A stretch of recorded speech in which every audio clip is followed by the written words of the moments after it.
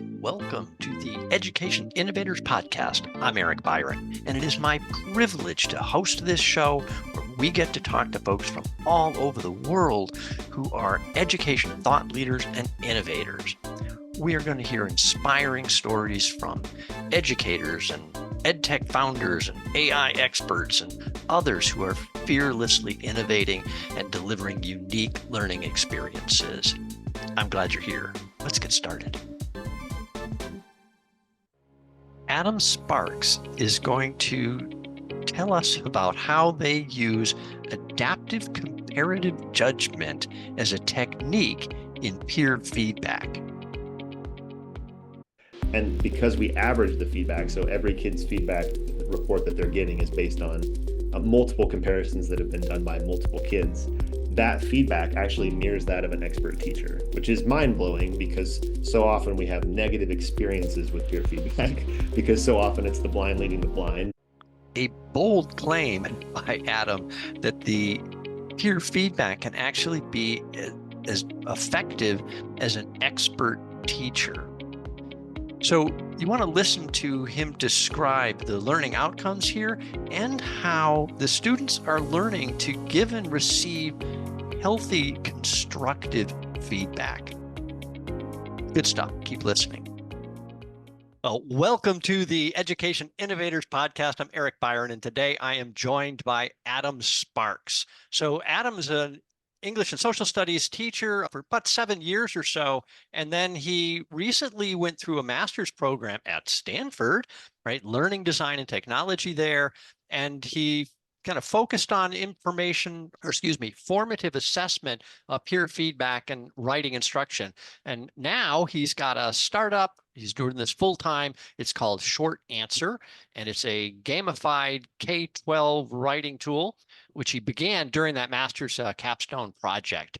So anyway, welcome to the show, Adam. This is going to be fun. I'm really interested to hear more about your experience here in creating a startup and this tool called Short Answer, which I did spend a little time poking around. It's very, very interesting. So, but before we get too far into that, tell me a little bit about you. So you grew up right on a farm in Nebraska. So how did you end up as a teacher? And then how did you end up, because I picked up this from your profile, you spent a year teaching English in China. So I'm quite curious how you ended up there. Well, first of all, I'm excited to be here. So thanks for having me, Eric. Yeah, so I grew up on a farm in a small town of Louisville, Nebraska, which is in the eastern part of the state of Nebraska. My dad was a farmer, but my mom was a teacher. So that there was the original sort of educator influence in my life. And not only was my mom a teacher, like half of my mom's family are educators and continue to be educators. So I was always completely ensconced in education. Like my mom was the school board president of the small school that I grew up going to. So I was just surrounded by education my whole life.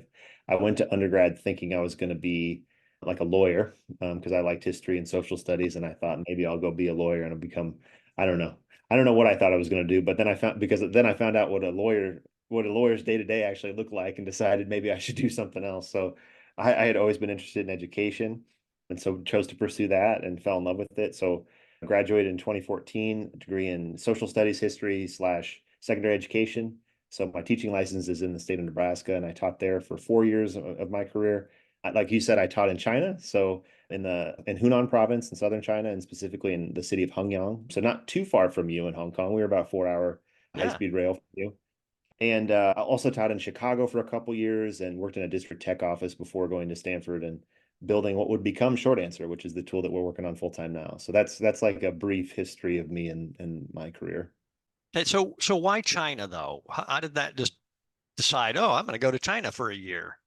It was an interesting confluence of things. So first of all, my wife, Alexa, she spoke, she lived in Taiwan for a year in high school. So she spoke a little Mandarin, and we were early enough in our 20s that we were still both kind of figuring out like, what do we want to do?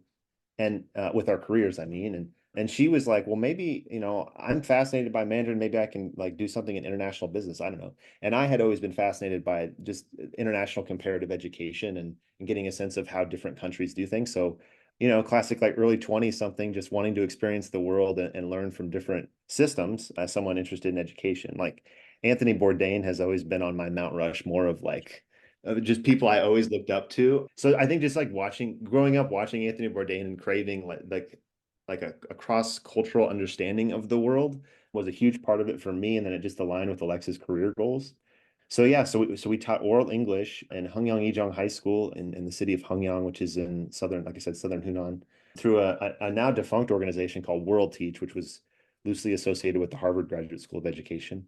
And I learned a ton from that experience. I don't know how much you want to go into it, but there was a lot about the Chinese education system that I think that we could learn from in the United States. There was a lot about the Chinese education system that I think that we should never try to replicate in the United States. And so it was just and I guess I say the Chinese education system, but China is a country of 1.3 billion people. So let's not pretend like the one Yeah. school that I taught at is representative of all of them. But just based on my experience, it was super informative and yeah, I guess I don't know how far down that rabbit hole No, you no, want to no, go it's because I okay. have that I, for the next hour. no, I was just curious. And well, and I think it says something about people, right? That you got out of Nebraska, went on this adventure. And I think, yeah, this kind of people, right? Risk takers who are willing to go, I didn't make a move to Asia till much later in life, in my 50s. And I wished I had been more adventuresome when I was younger and done something like that. But my Yeah, I adventure mean, was to Walt Disney World. I was in that's my 20s and I just put everything I could get in my car and drove south to Florida, said, I don't know anybody there. I don't have a job. I don't have a place to live, but I'm going there and I'm going to work for Disney.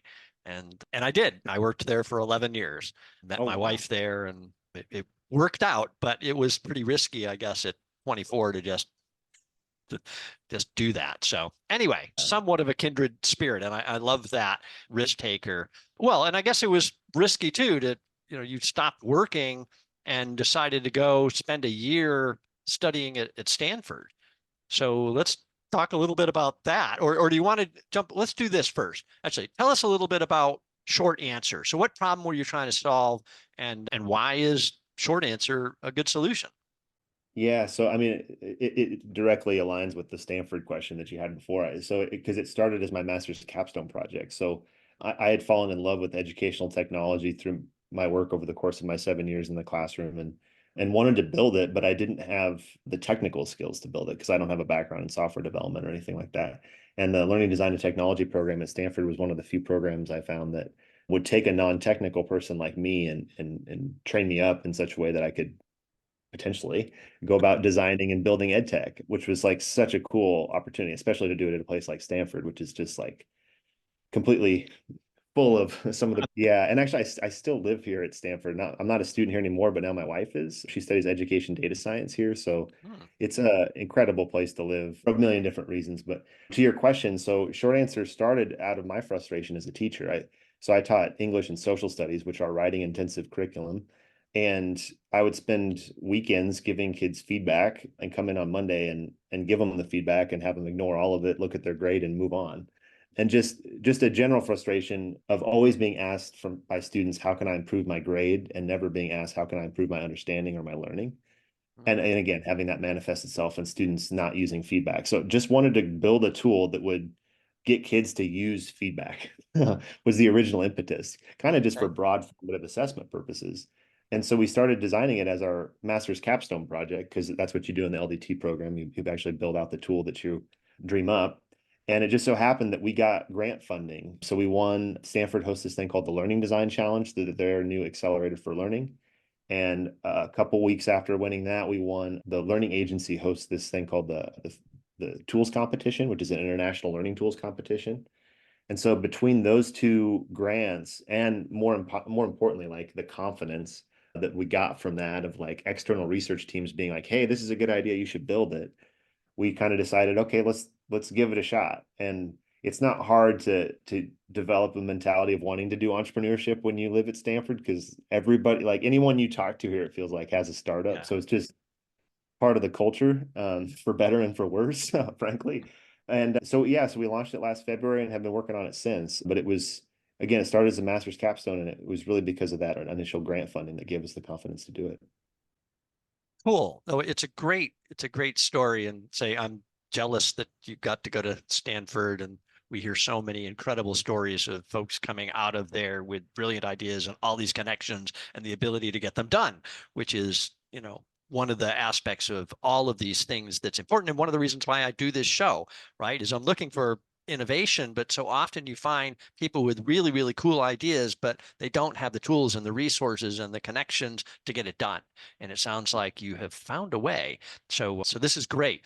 I do have one kind of a clarifying question here about the tool and assessment. So you talk about this tool is actually formative assessment, right? But I'm a little confused by the fact that there's a grade. So you're talking about, you give feedback and a grade, and they only look at the grade, not the feedback. Wouldn't that be summative assessment if there's a grade involved? So where's the distinction in short answer? Is it really pure formative with no grade, or is it kind of build up? Is there a process there that gets you to a grade also? Yeah, that's a good question. There are no grades in short answer. So what I was saying was when I was a teacher and I would be grading students' work. So this was prior to short answers, like when I was in the classroom and I would give work back. And there's actually, I mean, there's clear research on this that you just don't put a grade on student work when you turn it back to them if you want them to actually think about the feedback that you gave them. Mm. And so I did that. So this is before short answer. This is again just going back to me in the classroom. So then, okay, you don't put a grade on it, you just put comments on it, and then you turn it back. But then the conversation with the kids becomes, well, wait, what's my grade? So it always felt like no matter what I did, you couldn't escape it. So that was prior to short answer, just my experience in the classroom. And that's partly why in short answer we don't put grades on student work. It's just comments and peer-to-peer feedback. So it's all built around actualizing really primarily the research of Dylan William and Paul Black and their original kind of 1998 framework for effective formative assessment, and then some more recent work by a guy named Dr. Scott Bartholomew, who's at Brigham Young University here in the United States, and his work around actualizing good formative assessment practice through this process of adaptive comparative judgment, which I'm happy to talk more about if you want to get into the weeds on it. But I all do that to say, actually. Yeah. yeah, let's do it. That's a long-winded way of saying we don't have grades, and nothing done in short answer should be going into a grade book. It's all for formative purposes. Yeah. So no, I am all about the learning science and the why stuff works, right? So yeah, so let's talk about Mr. Bartholomew or Dr. Bartholomew and his study there. I actually wrote a question about this. So I noted that you often talk about the need for research-based solutions. So even your advice for other educators and stuff looking at EdTech tools, and some of the stuff I've seen you post online. And then you reference, as you just did here, Dr. Scott Bartholomew, his adaptive comparative judgment, right? It really is kind of evidence that the peer review process there is a valid and effective method for writing assessment. So tell me how a bit more about this research that he did and how it impacted your design in short answer. Yeah. So I definitely will. I just want to double click on one thing you said because I think it's Okay. particularly important and I think really lacking in ed tech conversations right now broadly. Because I do think because of AI and because AI is such an incredible, like large language models and ChatGPT, and you name your favorite K-12 ed tech AI tool, they're so incredible and so magical when you use them that they have pulled the current dialogue into just like being entirely solutions based dialogue of like, look at this new solution. What could we possibly do with it? And it's like I find myself fighting that urge because it's incredible some of the stuff that Yep. this new technology can do. But I think we have to fight that urge and again go back to basics of start with the problem. Like what problems do you have at your school around teaching and learning? And then, okay, we've identified the problem. Now, what does research say is best practice for solving that problem? And then once we figured that out, okay, let's go find some tools that can help actualize that research. So it's problem, for me at least, it's problem, what does research say? And then what tools can we use to facilitate that research? And when we go the other way around, I think it leads to any number of problems. So just a sidebar rant from me on that. Yeah. Now, No, I'm right there with you. I've been a technologist all my career, and you wouldn't believe the number of times I have said to people, bring me your problem, not your solution. Yeah. right? Yeah. Because yeah, as you get people, oh, we got to use this thing. There's this new tech out there, and I was the tech guy going, no, no, no, I don't want to use the tech for the sake of the tech. Yeah. The solution, looking for a problem. I want, Yeah. yeah, bring me a problem. Let's find the right solution. So I'm Yeah, with you. and I'm Yeah. yeah, and I'm certainly not trying to dunk on anybody because like I was definitely that way too. When I was in the classroom, I would go to EdTech conferences and come back with all these tools that I wanted to try, and it came from a very healthy place of like wanting to be innovative and do cool stuff in my classroom. And so it's coming from a healthy place. I think it's just important that we reframe that energy in a different way and make it about actualizing best practice. So to that point of best practice, so adaptive comparative judgment is the primary research base we grow out of, and it's essentially just, and this is Scott Bartholomew's work that you asked about. Kids are capable of providing meaningful feedback to each other when you scaffold that peer feedback through the medium of comparison. So just here's two of your peers' pieces of work. Which one is better? And better based on whatever success criteria we're focusing on. So in the context of writing, we could think of like, here's two of your classmates' opening paragraphs. Which one do you think has a stronger topic sentence? So the kids can, at a high level, select the one that they think is stronger. And the adaptive part of that is that when you do that in the aggregate, the kids are capable of providing the same level of feedback as your teacher. So when I say the aggregate, I mean every kid is doing multiple comparisons. And as a response or a piece of student work is being picked as stronger within those pairs, it's being shuffled to the top of a distribution. If it's being picked as weaker, it's being shuffled to the bottom. That's the adaptive part. So that over time, the teacher is left with a distribution of student responses or work that is relatively accurate from high to low. And because we average the feedback, so every kid's feedback report that they're getting is based on multiple comparisons that have been done by multiple kids, that feedback actually mirrors that of an expert teacher, which is mind-blowing because so often we have negative experiences with peer feedback because so often it's the blind leading the blind.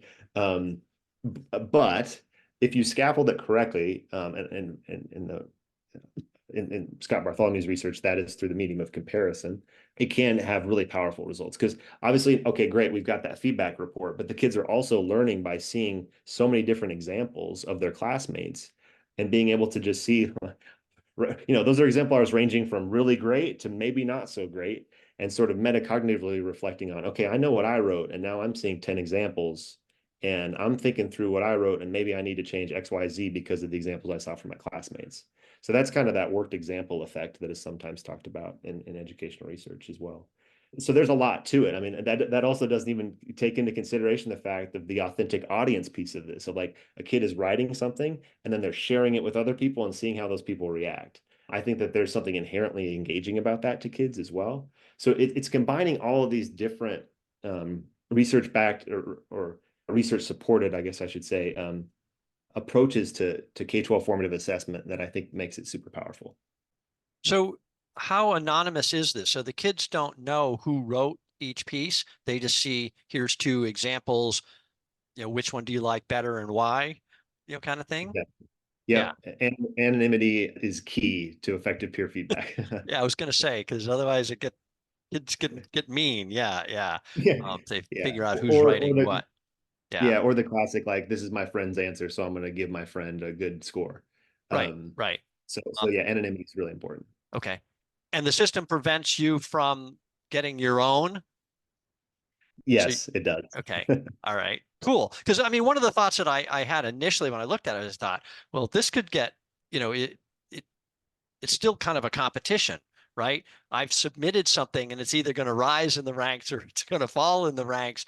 And, you're going to have some kids who typically over and over again rise to the top and other kids who typically, over and over again kind of fall to the bottom. Now I get, Yep. and I love this, right? The idea is that you've got the kids now thinking about what is better, right? And as you pointed out, what did I do? Right? What did I write? How do I improve my writing so next time, mine, moves up in the scoring here. And clearly you're seeing some good results to this, right? So your results you've been out a year now.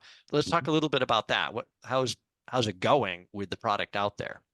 It's going really well, but I would love to address some of what you just said because I think it's really important and something that I often don't talk about, but I would love Okay. to if I Yeah, um go. of So first of all, an important part of short answer is that we have scaffolding for kids that might need more support with their writing. So we have like sentence stems, outlines, translation features to help scaffold kids that might otherwise struggle with the writing process. And so I think that's important to note. But another thing that's important to note is that you're right. There is a competitive element to short answer, controversially, I would say. But I very much believe in it because what I think it's doing is creating sort of like a mini sandbox environment where kids can experience the inherent emotions of feedback, and we can coach kids through that emotion. Because if you look at the research on feedback, and so specifically, there's kind of this landmark study that was done in, I think, I'll misquote the date. It's like 1996 by Kluger and Denisi. They're researchers at Rutgers. And they did a meta-analysis and review of all of the feedback research over the course of the entire 20th century. It's like an incredible landmark study that Dylan William, the formative assessment researcher that we pull on a lot, talks a lot about. And one of the most interesting parts of that study to me is that in almost, and this is not exactly right, so don't quote me, but it's close, but almost in 1/5 of the studies on effective feedback, or just on feedback in general, the feedback actually hurt learning. So like the teacher gave feedback to the student and it decreased the learning outcomes of the experience. So in other words, the teacher would have been better off providing no feedback. And there's a detailed and nuanced explanation as to why that is. But a key part of it is this emotional aspect of feedback. Of so often when you get feedback, you react to it emotionally instead of logically. And in that way, it can actively hurt your learning because either you get upset and you think it's bogus and you want to argue, which I found happening all the time in the classroom when kids get upset about grades, or the opposite end of the spectrum of like, oh, I'm a genius. I got 100%. I don't have to worry about this anymore. But anyway, the emotion is just inherent to feedback. And we know that as adults who have been in the Yeah. in the working world and have had to deal with peer-to-peer feedback and just like, work feedback in different capacities. Like it's an emotional thing. And so often we're not creating experiences in classrooms where we actually coach kids through this is how you give feedback and this is how you receive feedback. And this is how maybe if you're upset, you deal with that and you deal with your emotions when you receive feedback you disagree with or that you're not happy with. Um, and I think that's really powerful. So there has been pushback on short answer in some instances of people that are like, well, competition's bad, learning's not a competition. And they are correct. It's learning is not a competition. But I just view the competitive elements of short answer as just sort of a lightweight motivation piece, but also that creates, again, this sort of mini sandbox with kids on coaching them through how to give and receive feedback effectively. Because in my opinion, if a kid is incapable. If a kid is like, my name's not up on the board and that completely destroys me and I can't handle that, that's a problem. Like we need to coach a kid through that experience so that that's not their reaction. And we're not going to, I don't, in my opinion, and I would encourage people to disagree with this, we're not going to develop those skills in kids if we just avoid it completely. So I'm glad that you touched on the competition piece of short answer because it's something that we don't talk about a lot when we have conversations like this, but it's something that's really important to me because it touches on that social emotional piece that I think is really important for peer feedback. So anyway, sidebar, sorry. No, You no, had asked that's great. about, I love that. Well, and I have to admit too, another thing that occurred to me as we're talking about this kind of comparative thing. So in software development, right, we always have a design phase, right, where you've got to figure out how are you going to do things, how's it going to look, and how are people going to interact with it, whatever.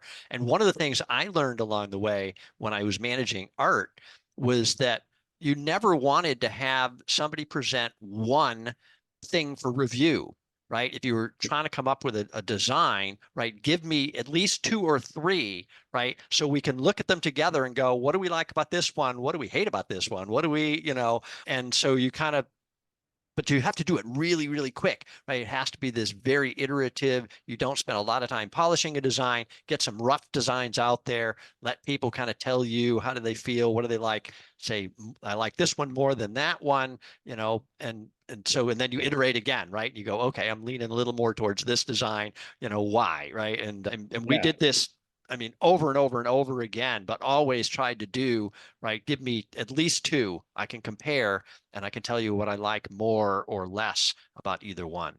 Yeah. Yeah, it's funny that you bring that up because if you look at the history of adaptive comparative judgment and comparative judgment research in the context of K-12 education, a lot of it started in design because and like design courses, because this method of assessment is particularly effective for subjective disciplines like art and Yeah. design and things where it's hard to quantify and put onto a rubric like like creative design. Like that's really hard. But when you Yeah. put two things together and you say which one is more creative, people can say, oh, I think it's this one.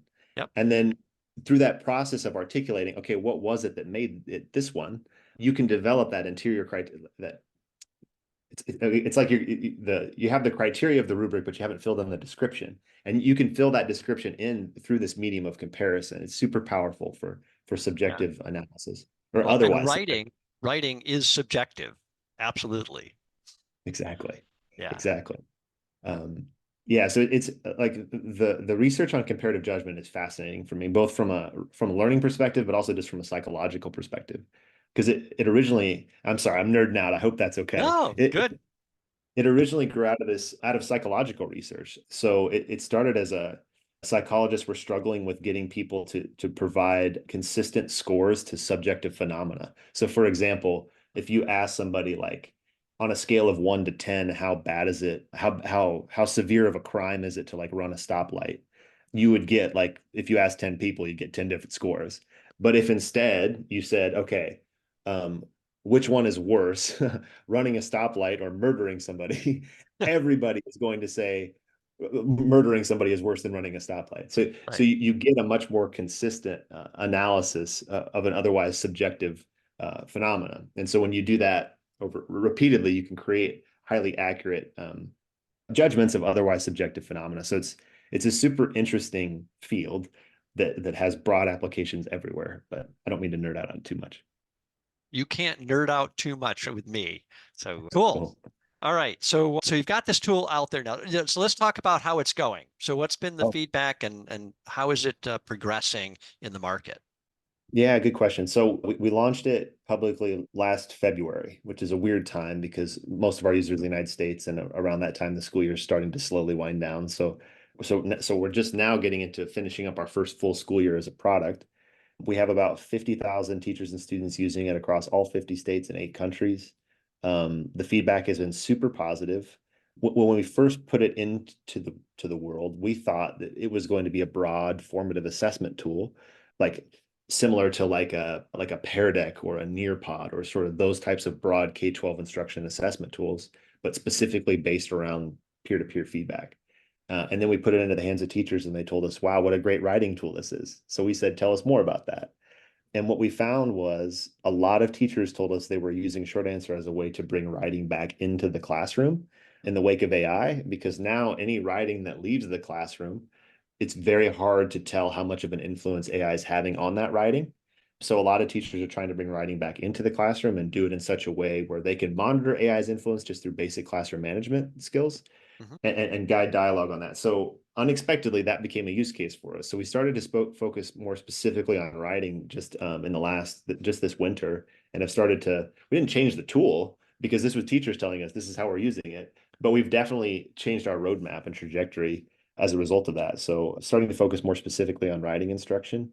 In terms of response from educators, we're putting together a case study now that I'm excited to share soon around um, just our efficacy, or at least our efficacy as we currently understand it. It's hard to measure efficacy with a product that's this young and with a team of of 2 people with limited bandwidth. But over the course of the year, I've conducted over 20 interviews with some of our power users, and we've embedded a survey into our app to get a sense of broadly how people are experiencing it. And we're going to send out a survey soon and basically combine all of those things and share out a case study about how did people experience this over the course of the year. But generally, that's been extremely positive. Like at one point, our net promoter score in our embedded surveys was almost at 90, which is like unheard of. And so educators are really connecting with it. I would say our most power users are second through eighth grade social studies and English teachers. We do have high school teachers using it quite often. It tends to skew towards like advanced placement teachers and IB teachers. And I think that that's because those curriculum are really writing intensive. So it makes sense that they would be using short answer more.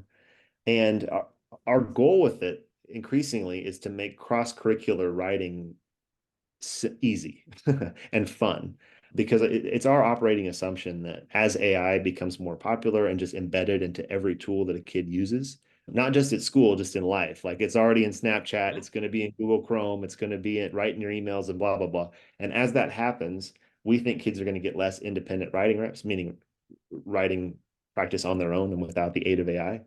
And I think it's fair to assume that the less you practice something on your own, the more likely you are for those skills to decrease. And so it's our belief that we need to make up for those lost reps at writing repetition practice by embedding writing across the curriculum. The value of writing across the curriculum has been known for decades, but I think it's more important now more than ever. And if you're going to ask a science teacher or a math teacher or electives teachers to teach writing, it has to be dead simple and fun and done in such a way where they can just teach their own content through the medium of writing. So we really want to support that use case moving forward, and that's where our product roadmap is headed. Congratulations on getting this far. We are more than halfway through my conversation with Adam. And I just want to say thanks for your attention here. I don't have sponsors and advertisers, no monetization at all.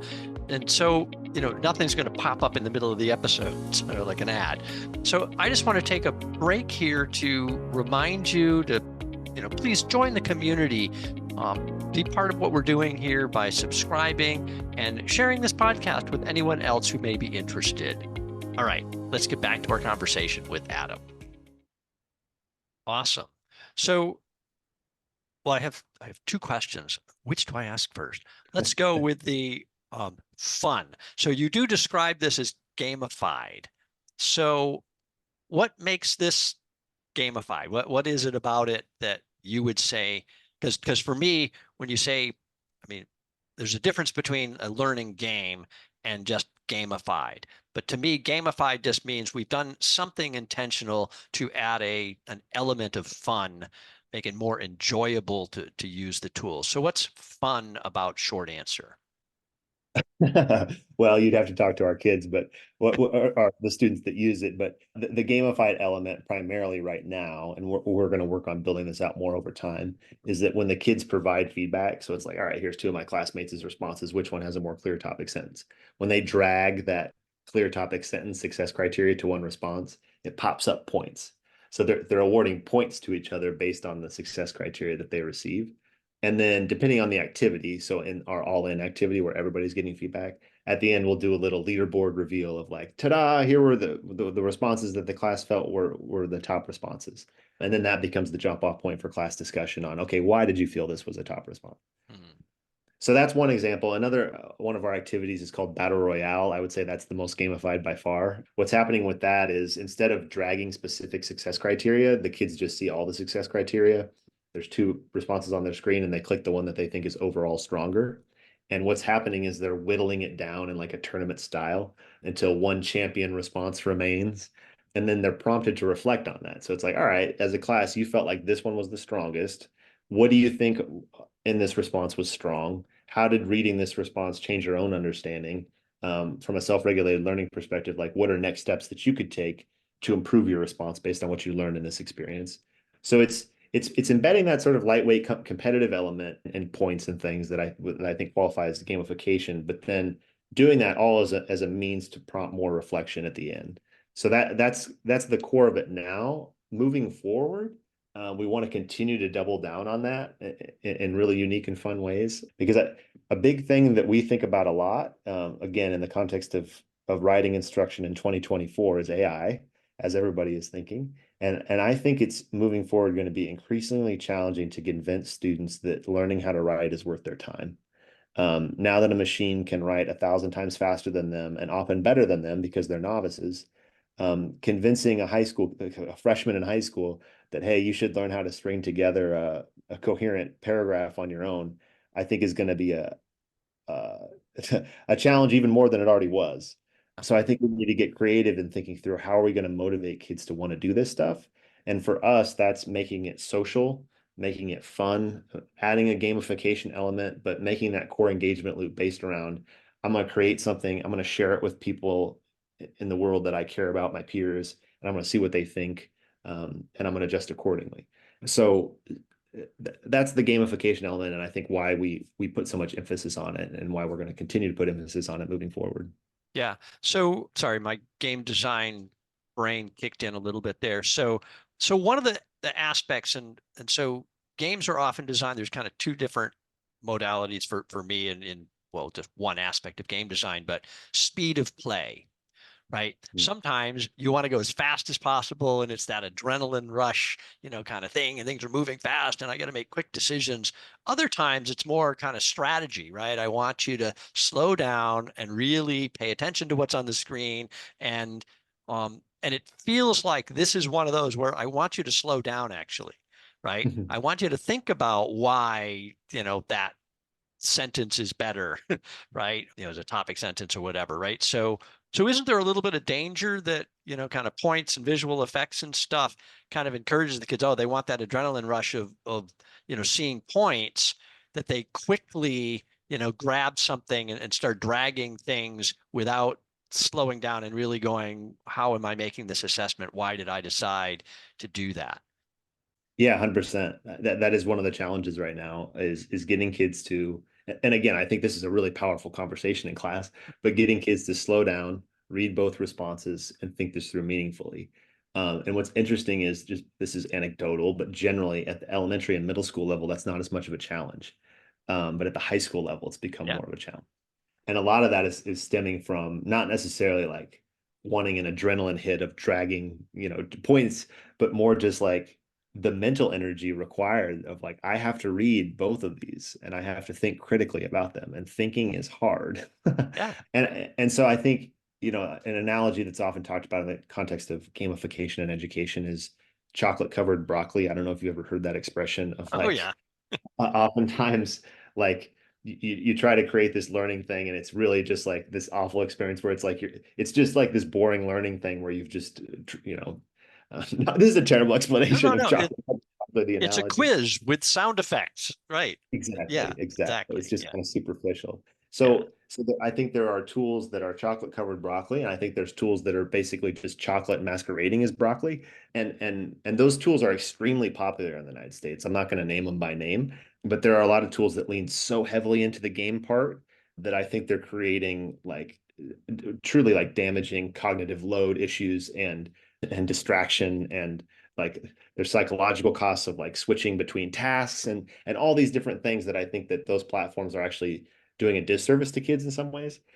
Maybe that's a little strong because like those platforms are also super great because they get kids excited to be in the classroom. So I'm not saying there's not a place for them, but when we think through gamification at Short Answer, we're very much coming at it from the broccoli perspective and thinking like, how do we add just enough chocolate to this to make it fun without completely reducing the learning experience to like essentially being meaningless.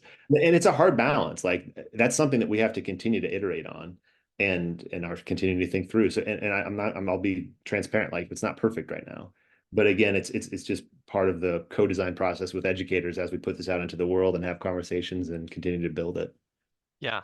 So this leads me into one of the other questions I had wrote. So regarding the Stanford program, so is there some element of the design of this that really came out of your your program there, that the education that you got at Stanford? And what I'm looking for is something that you honestly wouldn't have thought of on your own, right? You couldn't have come up with this, but because of the program, you went, oh, that's how we should do this. This is how we should design this. Any element like that that stands out to you? Well, there's too many to count, but it's I mean, Stanford's an incredible place. The one that comes to mind immediately because we've been talking a lot about comparative judgment. I didn't know what comparative judgment was until I got to Stanford. I took a class called Core Mechanics of Learning with Dr. Kristen Blair.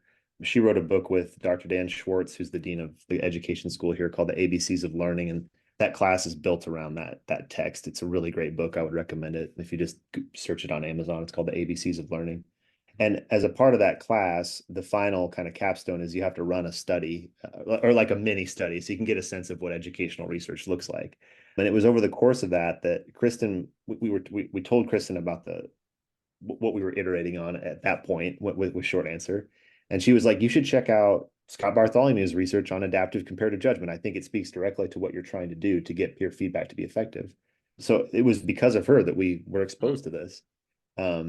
And not only that, then we got to run a study. So the little study that we ran was fascinating. So what we looked at was personal comparison versus what we called personal versus impersonal comparison. So providing feedback on two of your classmates' responses through the medium of comparison versus comparing your response to your classmates' response. And this is like completely not scientific at all. We did this with like an N of 12 people, I Yeah. think. Yeah. But what we found was there was unnecessary cognitive load being created through the personal comparisons. So when you were comparing someone else's response to your own, the what was playing into it was people's social worry of like, I feel bad about saying that my answer is better than somebody else's. So now I'm worried about that instead of worrying about the content that's in front of me. So there's this fascinating social dynamic to it that we found. But anyway, that was just one example of a million at Stanford of just being exposed to all these ideas that I otherwise wouldn't have been exposed to. Yeah. That reminds me of another aspect of this. You make a reference to, on your website, the Castle framework, social and Mm, emotional learning, SEL. So yeah. tell me about the relationship there and how that fits in the use of this tool in classrooms. Well, it is very much a secondary outcome or effect of using short answer. It's not like our primary goal by any means. But that's just going back to that. So if you go to if you're on our website, so which is myshortanswer.com, and everyone should go check it out. If you click on the teacher resources tab at the top, we have curriculum guides that are Common Core aligned, but that's where those CASEL standards come in as well. So some of those are there's some social emotional curriculum guides there. And so if and when you are teaching lessons where the assessment construct is focused on developing kids' social emotional learning skills, I think short answer is a powerful medium for that because of the things that we previously talked about of like feedback is emotional. If you're not the one that's the champion at the end, you might be upset. Or you might, even if you are, or whatever, like there are a million different reasons why you could be upset with the feedback provided to you by peers. So let's create experiences where in a sandbox that maybe happens and we coach kids through that experience of what does it mean to give feedback empathetically and what does it mean to receive feedback empathetic. And we actually have turnkey lessons. Again, if you're on that teacher resources page, if you scroll to the bottom, the teachers can just go file, make a copy, and Google it and run those if they want. Because something we think about a lot is um, as a tool that we put into the hands of educators, we can't always control the classroom culture of the teachers that are using our tool. And so much of effective peer feedback is, in my opinion, based around having a really healthy classroom culture of being comfortable giving and receiving feedback. And so we created those resources as a means to help teachers develop that culture ideally. So that's kind of the CASEL alignment. It's really stemming from those turnkey lessons, a couple of the posters there, and then a couple of the curriculum guides as well. Yeah. Well, let's talk about efficacy because I know, well, you love the research-based stuff and as well we all should. So, but in this case, it seems like you almost have to have kind of the control group and then a group that's using your tool to be able to see, like at the end of a term, right? At the end of a school year, are the kids who are using yours, is their writing, you know, measurably improving, attitude, their ability to take the feedback, they more aware, how are you measuring the effectiveness, the real effectiveness of this on their writing? Because that's ultimately what you're trying to influence, right? Yeah, well, what you just described would be the gold standard of what we would like to do eventually, which is a randomized control trial of the effects of short answer. And we actually tried to do that. We reached out to Scott Bartholomew because why not? He's already doing research on this. And we even, we found a funding source. Scott had like at least like in theory committed like, hey, if we can find something that works, I would love to partner up. And then for a million different reasons, it fell apart. As an early stage startup, oftentimes the grants associated with that would fund like something like a randomized control trial come with cost sharing agreements. And as an early stage startup, we couldn't afford those cost sharing. And that's just one thing. Like ultimately reflecting on that, like it was a good thing we didn't run an RCT because our product has changed so much since then that we would have run an RCT on a product that we don't even have that doesn't exist anymore. Okay. So we've kind of changed the way that we approach efficacy towards more of a portfolio based approach of we're going to develop this over time. First, because that gives us a better sense of that's more true to our product because we're very much building the plane while we're flying it. So taking snapshots over time is more true to the product as it changes. But then also it allows us to dig into context in ways that I think are really important. Dylan William, who is an advisor to us and for my money is the godfather of modern formative assessment, has this expression where he's like, in education, everything works somewhere and nothing works everywhere. And that just speaks to how contextual education is, and what best practice is at one school is not necessarily best practice at a school down the road, Mhm. because you have to meet the needs of your kids in your community where they're at. And so as a part of that, we want to build a portfolio over time so that we can study short answers impact in those different communities and contexts, and speak to that. So anyway, that's a long-winded way of saying, like, down the road, we would love to do an RCT, but that RCT would just be in addition to hopefully an otherwise robust portfolio of efficacy. Right now in the portfolio, we have a research-backed theory of change. That's kind of like our baseline, which you can find at our website at myshortanswer.com and click our approach at the top, and it's right there, along with our research base. But then in addition to that, as a part of our master's capstone project, we had to run an initial efficacy study, which was basically like just this really simple pre-post survey study that is not scientific by any means, but it's a start. And then what we're building on now is building out that case study that I mentioned previously, and putting this all out there and sharing it with teachers so that they can see where our efficacy is at as our product continues to evolve. Yeah. Well, the fact that you've got 50,000, right? Yeah. 50,000 classrooms, teachers, or That's students and teachers combined, a little students and over teachers 50. combined. Okay. But say that's a good start, and certainly, feedback from, there is that's validation, right? It's working, teachers like it, and it's hopefully moving the needle in the right direction, which is what, again, the show is all about, right? Innovation, trying something new. And yeah, it's not going to be perfect, but I'm real proponent of this, pay attention, gather the data, see what you're doing, continue to iterate. As you say, these things have to evolve. And quite often, right, you find that people use it in a way you didn't expect them to use it. And that's maybe even a better use case than you thought of, right? Yeah. So, so that's awesome. Now, you called it short answer, but it's being used now in the context of longer writing assignments and other things as well. Is that fair? That's right. We are, I'll be the first to admit that from a branding perspective, who knows if short answer was the right name, but it's true to us. And we've written a whole blog post on like why we called it short answer, and I'm happy to talk about it if you want. But yeah, it is primarily built around short form writing. So, at the elementary and middle school level, that looks like teaching kids how to string together words into sentences, into paragraphs, and organize their thoughts at just a foundational level. At the high school level, because at the high school level, it is oftentimes more long form writing. Teachers will use short answer as a means to chunk long form writing. So it's like, all right, you've written your 5-page research paper for our composition class, but I want you to copy paste your first body paragraph into short answer, and we're going to provide feedback on your use of whatever evidence. I'm just making stuff up here, but so you can chunk longer form writing at the high school level with it.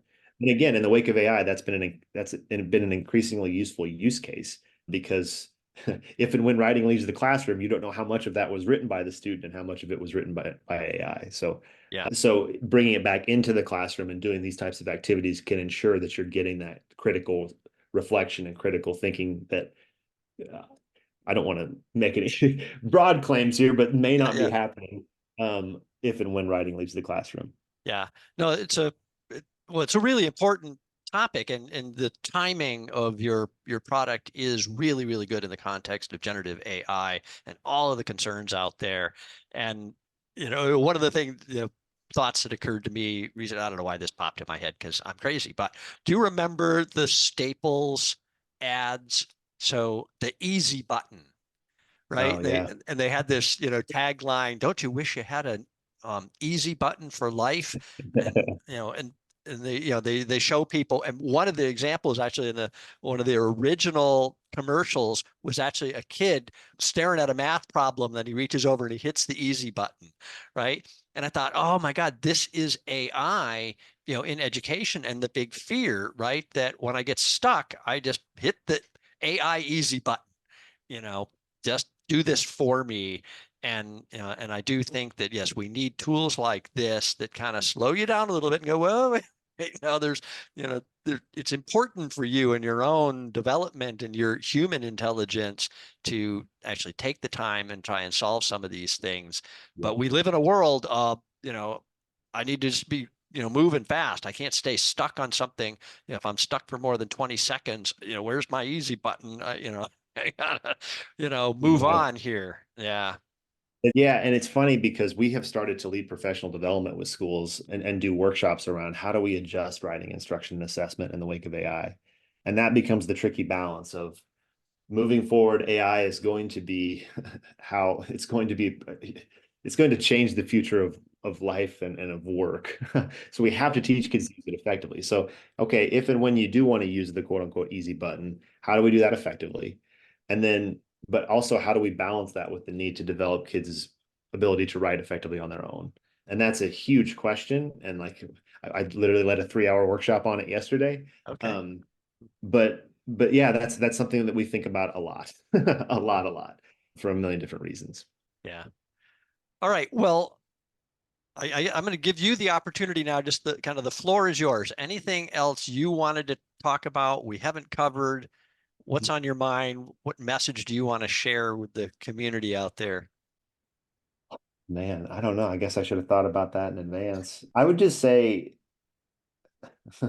I guess I would reiterate what we are framing around writing instruction and instruction broadly as we work with schools around AI and writing instruction. And that is that there's this framing right now that is well intentioned, and it's not a bad thing, but there's a lot of talk about keeping a human in the loop when it comes to AI use. If like AI has flaws and biases and a million different things that could go wrong, and as such, there needs to be human oversight in some capacity. That's the philosophy behind human in the loop. But Stanford has this organization called the Human-Centered Artificial Intelligence Lab, and they are advocating for something I agree with. So I guess I would promote that here, which is that power dynamic is broken of human in the loop. It's too passive. We can't just be in the loop. We have to be in charge.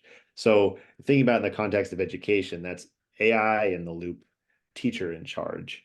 That has become our mantra in our workshops that we lead. It's also becoming our mantra in how we incorporate AI into the tool that we're building.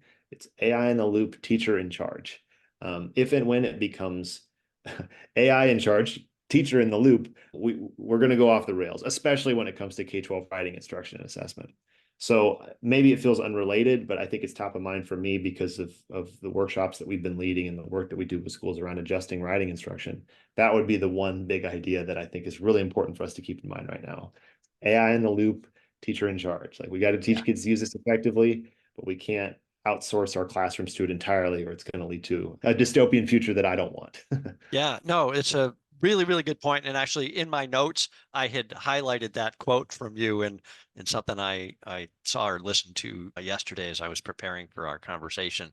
And I've been doing a lot of talking, too, and studying, looking at AI tutors, and it's this same kind of dynamic, right? There's great potential there, but right, is it AI in charge and human in the loop, or the reverse? And I absolutely agree with you that AI tutors can be, incredibly powerful, I think, in enhancing learning and individualized, personalized learning. But yes, you still need the teacher in charge, AI in the loop, even in those scenarios. Yeah. 100%.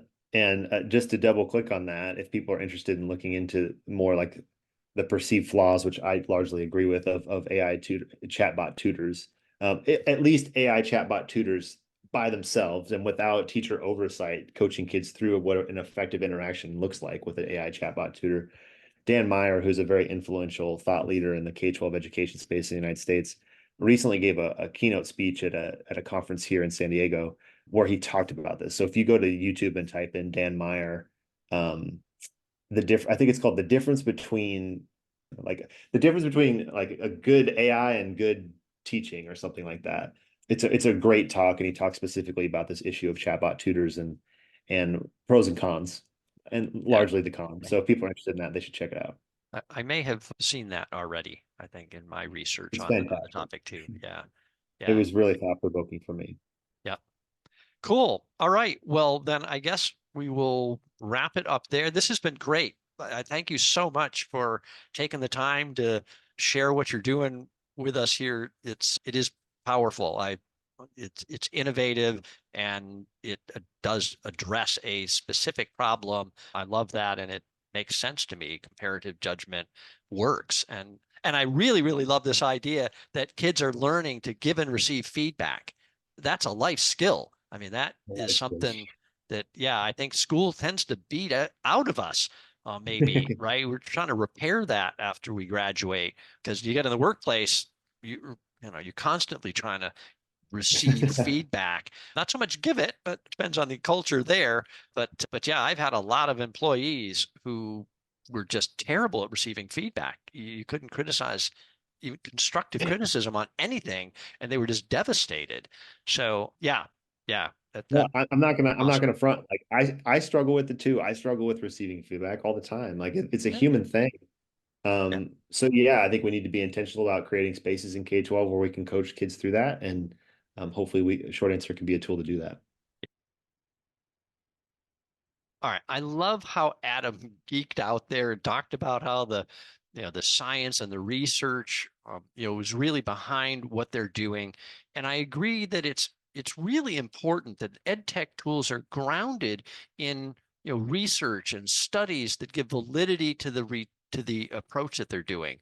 So I also find it fascinating that he seems to have taken something that we wouldn't expect to work, right?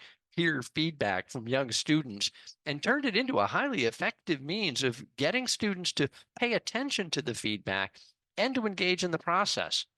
So, of course, we also have to love that teachers found that short answers um, helps bring writing back into the classroom. And this addresses that concern about writing done by AI instead of the students. So I hope you're enjoying this podcast. Please subscribe and share. We have so many more awesome guests coming up with great stories of innovation in education. I'm Eric Byron. Thanks for listening to the Education Innovators Podcast. For all those education innovators out there, thanks for doing what you do. You are making a difference.